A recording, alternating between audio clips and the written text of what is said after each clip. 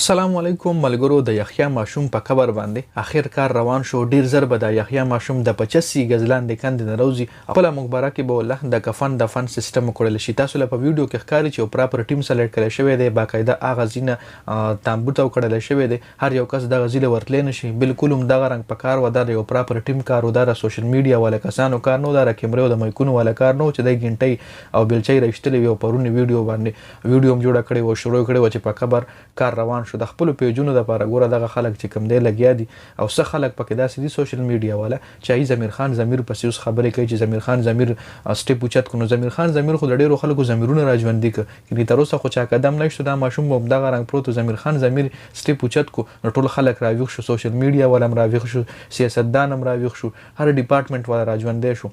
تاسو ګورئ یو پراپر ټیم ارینج کړل شوی دی. دې ټیم کې به خامخا ډاکټر وي، دې ټیم کې به خامخا انجینیر وي. تنقید په هغه خلکو باندې کوم چې کوم خلک دغلته تللي دي او د خپل پیجونو دپاره د مفاد دپاره ګنټۍ به وهلی نشي، بلچۍ به وهلی نشي. چېرته د یحیی ماشوم پلار له به یو 10 روپۍ په لاس کې نه ایښلي. چېرته دا دونه لکه د پېښور نه خلک ځي، د یو ځای بل ځای نه دا سوشل ورکران ځي، چېرته ځان سره به یو څښه ټماټر نه ایښتي چې یوسي د یحیی ماشوم پلار له یوسي. خلک وایي چې غریب دی، نو چې غریب دی دغه مدد هم ورسره وکړئ که نه صرف پیجونو دپاره به تاسو ویډیوز جوړوئ. د دې ټولو په سربراهۍ کې به راکنده کېږي. دا ماشوم به په محفوظ طریقه باندې د ځمکې نه راوچتېږي انشاءالله او خپلې مقبرې له به رسي. پرون چې کوم سوشل ورکر لګیا و په قبر باندې شروع کړې وه نو دا 85 غز داسې د 2-3 فوټه ځمکه نه وه چې تاسو هغه ټایم دا 85 غز لاندې به د تللی جي او دا به غیر چاپېره ته داسې تلي، ډایرکټ کنده کې به سیده نه تلي.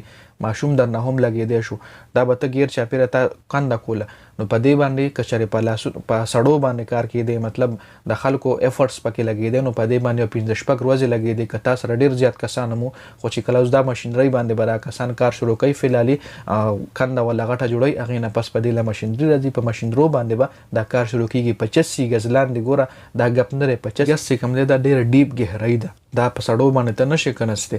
نو ضمیر خان ضمیر پسې هم خلک اوس خبرې کوي د خپل پیجونو دپاره، د خپل هر څه دپاره. ګوره اوس هر یو کس تللی دی هغه ځای کې لګیا دی سوشل میډیا والا. زه په هغوی باندې تنقید نه کوم، زه تنقید په هغه خلکو باندې کوم چې کوم خلک دغلته تللي دي او د خپل پیجونو دپاره او د مفاد دپاره ګنټۍ به وهلی نشي، بلچۍ به وهلی نشي. چېرته د یحیی ماشوم پلار له به یو 10 روپۍ په لاس کې نه ایښلي. چېرته دا دونه لکه د پېښور نه خلک ځي، د یو ځای بل ځای نه دا سوشل ورکران ځي، چېرته ځان سره به یو څښه ټماټر نه ایښتي چې یوسي د یحیی ماشوم پلار له یوسي.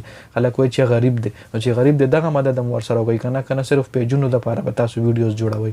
الله پاک ته یحیی ماشوم په خیر خیریت د ځمکې نه راوباسلی کړي. بس دا زموږ دعاګانې دي. موږ دا غواړو چې هغه خپلې مقبرې ته لاړ شي، هغه خپل کفن دفن سیستم د هغه وکړلی شي، ځکه تر څو چې د مور پلار ژوندي وي ای سره به همدغه غم وي چې زموږ بچی همدغلته پروت دی، دغه کنده کې 85 غز لاندې کنده کې پروت دی او د دنیا ټول نه ګهره قبر چې کوم دی هغه د یحیی ماشوم په تاریخ کې به دا یادېدو جي. نو الله پاک دې وکړي چې دغه ماشوم په خیر په خیریت روزي او مور پلار له د زړه سکون ورکړي او مور پلار له الله پاک د زړه صبر ورکړي. نو د ویډیو کتلو ډېره زیاته مننه. ویډیو مخکې ملګرو سره شریک کړئ. جنید خان افیشل چینل هم سبسکرایب کړئ، پیج هم لایک کړئ. والسلام.